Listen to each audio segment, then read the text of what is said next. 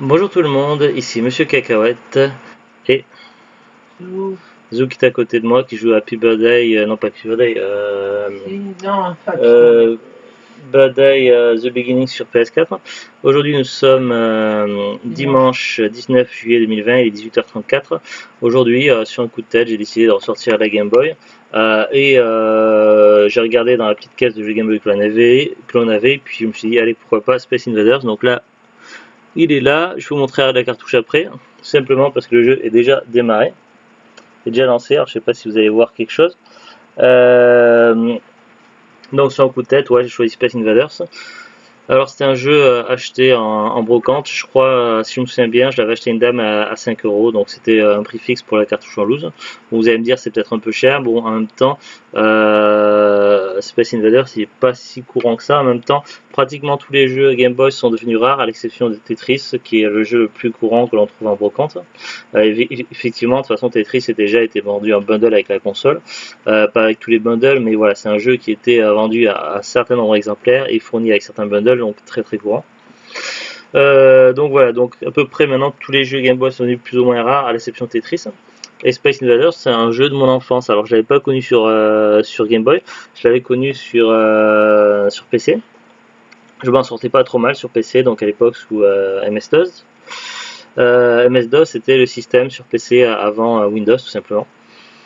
La Game Boy, donc la Game Boy Fat, je l'ai pas beaucoup connue. Moi, c'était surtout des camarades de classe ou en sport qui avaient la Game Boy. Moi, j'ai eu la Game Boy, ma première Game Boy, ça a été la Game Boy Pocket, de couleur bleue. Et du coup, j'ai pas connu trop l'écran vert, sauf qu'on me prêtait vite fait pour pouvoir jouer 5 minutes. Voilà. Donc, j'ai pas joué énormément, donc j'ai joué à une quinzaine de jeux, on va dire, sur la Game Boy Pocket. Après, je suis passé à la Color où j'ai joué à des jeux DX comme Mario Bros DX, à quelques jeux, 2-3 jeux. Et puis après, j'étais passé à la Game Boy Advance, donc la Game Boy, donc je suis passé un petit peu à côté et il y a plein de jeux auxquels je n'ai pas joué. Euh, donc voilà, c'était une version que je connaissais pas, Space Invaders, donc j'ai voulu la tester. Alors évidemment, il a fallu mettre des piles. Donc première Game Boy, je mets le jeu puisqu'on a deux Game Boy. Une achetée sur Facebook, sur un groupe de marché de rétro gaming, et un autre qu'on a eu plus tard dans un lot sur une brocante. Donc j'en ai pris nos pif, donc celle achetée en brocante, et il y avait un bouton qui marchait pas bien, des deux boutons, je En sais plus même si c'était temps, A ou vu B. le prix qu'on l'a eu, on n'a pas assez Et, d'argent. euh, et en plus, quand j'avais mis la cartouche, le logo Nintendo n'apparaissait pas complètement, du coup le jeu se lançait pas bien. Donc c'est une Game Boy qui a besoin de restauration. Le problème c'est que je ne m'y connais pas du tout en restauration, donc du coup j'ai mis la cartouche dans l'autre console, celle-ci elle fonctionne, c'est celle qu'on a achetée sur le groupe Facebook. Neige, t'es chiante là en ce moment. En même temps, cette Game Boy là, c'est pas celle qu'on avait eu à 3 € avec plusieurs jeux C'était dans pas. une sacoche. Non, non, c'était une Game Boy Advance. Advance. Celle-là on l'avait eu dans les 50 €, mais il y avait une vingtaine de jeux. Ah oui, C'était oui, celle je me avec la boîte. rappelle. Ouais. Celle qui a justement un problème de bouton Oui, et oui, qui marche pas je me bien. rappelle. Donc voilà, Space Invaders, donc c'est un jeu que j'ai connu dans mon enfance, mais sur PC. Alors il y a eu beaucoup de jeux dérivés de Space Invaders. Donc je me suis lancé une partie. Alors il y a deux modes de jeu, donc voilà, on va faire Start. Donc on voit déjà que le jeu est de 94, je sais pas si vous voyez, donc voilà, Taito 94. Le problème c'est qu'il faut régler la luminosité, il faut également être bien disposé par rapport au soleil, tout ça, puisque c'est pas un écran rétroéclairé. On voit également les points si on appuie sur rien, donc la soucoupe volante qui apparaît de temps en temps qui donne des points bonus, donc ça c'est pas marqué les points. Et puis il y a différents types d'aliens. Alors si j'appuie sur Start, un player ou versus. Alors c'est tout simplement pas possible de jouer un versus pour le moment. Tout simplement parce que même si on a deux Game Boy, en fait il nous faudrait une deuxième cartouche de Space Invaders et il nous faudrait le câble Game Link. On l'a, je C'est crois. non, on l'a pas. Ah non? Non, par mon petit frère on a une version, mais c'est la version Game Boy Advance, c'est pas compatible. D'accord. Le câble Game Link, donc j'ai été équipé autrefois. Quand j'avais acheté je m'étais fait offert la Game Boy Pocket, j'avais acheté le câble Esprit pour les Game Boy, donc je jouais du coup un petit joueur sur Tetris. Et après, quand il y a la Game Boy Color et Advance qui sont sortis, donc il y a eu d'autres versions de câble Game Link puisque les ports n'étaient pas tout à fait les mêmes. Il y avait des modifications, donc j'avais les câbles spécifiques et évidemment c'est des choses que je n'ai plus, donc je crois que j'avais donné ma Game Boy Advance et les câbles et les jeux, donc je sais plus, il y a des années lors d'un déménagement. Donc voilà, donc on n'a pas le matériel pour jouer à deux, donc on peut le jouer que tout seul. Alors on a 3 vies en fait, dès qu'on se fait toucher 3 fois c'est le game over. J'ai recommencé la partie je sais pas combien de fois, donc ça faisait 3 quarts d'heure que j'étais dessus et j'arrivais pas à passer le premier niveau. Donc je ne sais pas si c'est moi qui rouillais, si c'est le fait que j'ai pas l'habitude de jouer sur un petit écran comme ça. Moi j'ai joué sur un écran d'ordinateur donc c'était plus grand. La difficulté me semble à peu près normale. Après je suis peut-être un peu rouillé, mais voilà, donc je me retrouve assez rapidement à les aliens qui sont en bas de l'écran. Et du coup le game over arrive très vite parce que plus les aliens descendent, en fait c'est des aliens qui font de haut en bas et plus ils vont vite et plus ça devient dangereux. Alors nous on est représenté par une espèce de tank qui tire des missiles, mais un seul missile à la fois, et il faut toucher les extraterrestres qui sont en haut, qui descendent. Et puis de temps en temps il y a une soucoupe volante qui passe, qui donne des points bonus. Le problème c'est qu'on a des espèces de bunkers qui sont là pour nous protéger des tirs aliens, sauf que moi en fait ils me font plus chier qu'autre chose en fait ces bunkers, parce que ils me gênent dans ma lignée de tir pour avoir les extraterrestres, et du coup je dois prendre des risques et me mettre à découvert. Du coup je me fais avoir, donc les bunkers me gênent pas mal. Alors je sais pas si je peux vous montrer une partie, donc là je refais start, round ready, et donc là on voit les bunkers et puis là on voit les aliens. Donc évidemment c'est sur un écran vert. Alors le son c'est le contraste, là faut pas que je touche, le son est là. Là je sais pas si vous entendez les sons. Et si je me fais toucher, on va dire que je me prends un tir. Voilà. Et donc voilà, le game over arrive très vite, donc j'ai persévéré. Et finalement j'ai réussi à atteindre le niveau 2, donc je l'ai fait qu'une fois, je me suis pas acharné. Mon meilleur score c'est 1220 je crois, donc de toute façon il va s'afficher là dès que je vais avoir game over. À savoir qu'il est possible de gagner des vies avec des points, donc j'ai eu un petit son étrange tout à l'heure quand j'étais au niveau 2, et j'ai vu qu'une vie s'était rajoutée, donc je ne sais pas à partir de combien de points mais on peut gagner une vie. Et là on voit sur le menu en haut le high score. Alors évidemment, problème de luminosité, je sais pas si vous y verrez quelque chose, mais tout en haut il y a le high score.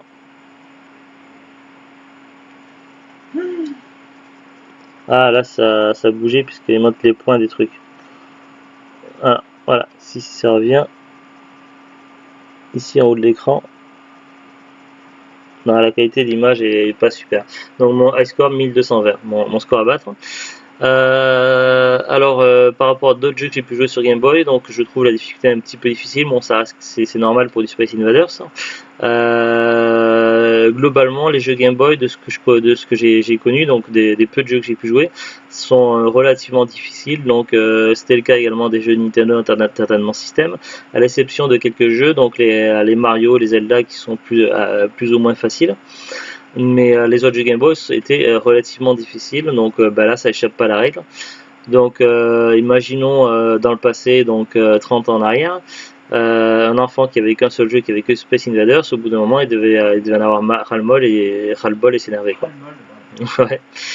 Donc voilà, surtout que c'est un petit peu toujours la même chose. Donc le niveau 2 je n'ai pas vu aucune différence par rapport au niveau 1. Donc voilà, c'est sympathique, c'est le petit côté nostalgie, tout ça, donc je suis content d'avoir le Space Invaders, mais bon, c'est vrai qu'imaginons quelqu'un qui n'avait que ce jeu là sur Game Boy, au bout d'un moment, ça devait être un peu relou. Donc là, je vais éteindre la console. Hop, l'écran s'éteint. Ouais, parce que t'en as ras-le-molle. J'enlève la cartouche et je vous montre. Donc voilà, c'était une cartouche achetée en loose à 5 €, il me semble, si je ne me trompe pas. Donc voilà, il y a même eu un peu de blanco là, je sais pas pourquoi.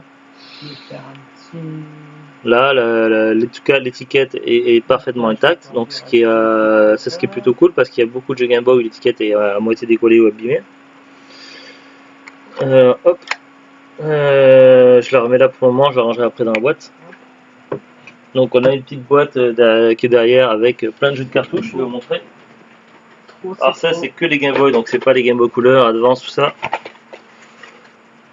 Donc tout est là dedans, il y a même du Castlevania. Je sais pas combien il y a de Castlevania sur Game Boy, mais on en a 2. Je crois qu'il doit y en avoir 3 ou 4 sur Game Boy. Nous, nos jeux, on a quasiment que des jeux VF sur Game Boy, à part un import. que j'avais acheté sur eBay, pas trop cher, donc je sais plus il y a un moment. C'est le Pokémon rouge, je l'ai en version import. Mais j'aurais préféré avoir la version verte en fait, mais bon, j'ai eu la rouge. Je sais plus, je crois que c'était sur des ventes aux enchères, je l'avais eu pas très cher, en loose. Voilà, donc j'ai choisi au pif tout à l'heure, donc le Space Invaders, comme ça m'a pris. Pas grand chose de plus à vous dire dessus, donc les dinosaures ils veulent pas mourir. C'est un jeu quand même assez difficile, style arcade. Et puis, Zulu disait des bêtises parce qu'il jouait à un autre jeu sur la PlayStation. Et puis voilà, donc à moins d'être nostalgique de Space Invaders, c'est peut-être pas un jeu qui va vous attirer, donc ou un jeu où vous allez jouer 5 minutes et pas plus. Donc après, je sais pas si ça peut vous intéresser. Moi, c'est surtout pour le côté nostalgique, et puis ça fait partie de ma jeunesse, Space Invaders, mais c'était sur PC. Donc voilà, donc je l'avais pris comme ça un jour en brocante. Alors qu'est-ce que je peux vous dire sur Space Invaders? Donc j'ai ouvert quelques onglets. Alors sur sur la fiche de jeuxvideo.com, il marque synopsis: Space Invaders, c'est l'adaptation sur Game Boy du légendaire jeu de shoot sorti sur borne arcade à la fin des années 70. La version Game Boy reste très fidèle à l'origine en apportant que très peu d'améliorations graphiques, comme par exemple des illustrations remplaçant le fond noir traditionnel. Moi j'ai pas vu d'illustration. Et date inconnue en France. Moi quand je joue au jeu, c'est marqué 94, donc ça doit être a priori la date. Après il marque shoot 'em up, cartouche, maximum de joueurs. Donc voilà pour les informations sur la fiche. Sur Wikipédia, qu'est-ce qu'ils nous disent? À la base, Space Invaders, c'est un jeu vidéo développé par la société japonaise Taito, sorti en 78 sur borne arcade. Un shoot 'em up, donc voilà, après il y a pas mal de choses. Il s'inspire de plusieurs médias populaires à l'époque pour réaliser Space Invaders, tels que Breakout, La Guerre des Mondes, considéré comme le premier archétype du shoot 'em up. Il est aussi donc un ancêtre du style shoot 'em up. Il est aussi l'un des titres les plus influents et célèbres de l'histoire du jeu vidéo. Le principe est de détruire des vagues d'aliens au moyen d'un canon laser en se déplaçant horizontalement sur l'écran. Il fait partie des classiques de jeux vidéo au même titre que Pac-Man et d'autres de ses contemporains. Il contribue à élargir l'industrie du jeu vidéo au niveau mondial. Space Invaders rencontre un énorme succès populaire. Après sa sortie au Japon, il aurait entraîné une pénurie de pièces de 100 yens. En 2007, Taito annonce que le jeu a rapporté 500 millions de dollars de recettes depuis sa parution. Ce jeu influence beaucoup de titres et connaît plusieurs suites. Il est adapté sur de nombreux supports, Atari 2600, Atari 5200, MSX, NES, etc. En 1980, la sortie de la version pour l'Atari 2600 permet de quadrupler les ventes de la plateforme. De ce fait, il devient le premier titre dit killer application pour les consoles de jeux vidéo. Space Invaders est référencé et parodié dans de nombreuses émissions de télévision et expositions culturelles. La représentation par les pixels des aliens dans le jeu devient une icône médiatique pour symboliser le monde du jeu vidéo. Alors, hop, sur Wikipédia, après par le système de jeu, jeunesse, matériel, high score, exploitation, impact, influence, adaptation, ainsi pas la version Game Boy, donc je sais pas, j'ai pas l'impression, suite, culture populaire, etc. Alors le jeu, donc si vous cherchez le jeu à présent, donc il sera évidemment plus facile de trouver en version cartouche que en boîte complet, mais même en version cartouche seule, c'est pas évident. J'ai regardé comme ça vite fait sur deux sites, Rakuten et eBay. Sur Rakuten, il y a que deux vendeurs, donc ils vendent la cartouche seule à 19 €. Les deux vendeurs ils marquent jeu collector, donc c'est bizarre, ils écrivent exactement de la même façon, donc je suppose que c'est tout simplement des multicomptes de la même personne, puisque leur façon d'écrire identique, donc c'est assez curieux, et les deux vendent à 19 € et à l'autre à 19,90 €. Moi je trouve ça cher pour une cartouche seule. Sur eBay, donc il y a une autre cartouche Space Invaders qui semble être la même mais en noir, alors que moi elle est grise. Alors est-ce que c'est peut-être la version américaine? On voit également qu'il existe sur Game Boy Advance, mais la version Game Boy tout court, il y a quelques exemplaires. Donc là je vois d'occasion une cartouche seule à 25 €. Là je vois par exemple le jeu 9 sous blister en boîte avec le plastique et tout à 1499 €, donc c'est vraiment très très cher. En plus ça se trouve ça a été reblisté, c'est reconditionné, on n'est même pas sûr. Sinon il y a des cartouches seules là à 10,89 €, mais c'est la version japonaise. Après le jeu je crois qu'il était pas je crois que la Game Boy n'était pas zonée, la première Game Boy à l'époque. Mais voilà, donc là, NTSC Japon, région Free, 7,95 €. Voilà, si vous voulez mettre moins de 20 balles pour la cartouche seule, ça sera de l'import. Si vous voulez la VF, il faut mettre au moins 19 € quoi. Sur internet en tout cas, à moins que vous ayez des bons plans, tout ça, mais voilà, donc on trouve sur eBay plus facilement de l'import que la VF. Le jeu en lui-même en brocante, je ne l'ai vu qu'une seule fois, donc et puis je l'ai acheté, donc voilà. Donc je sais pas, je saurais pas dire exactement sa cote de rareté. Après vous de voir, mais en tout cas, c'est pas un jeu que vous pourrez jouer très très longtemps, vous risquez de vite de vous ennuyer, et puis la difficulté est assez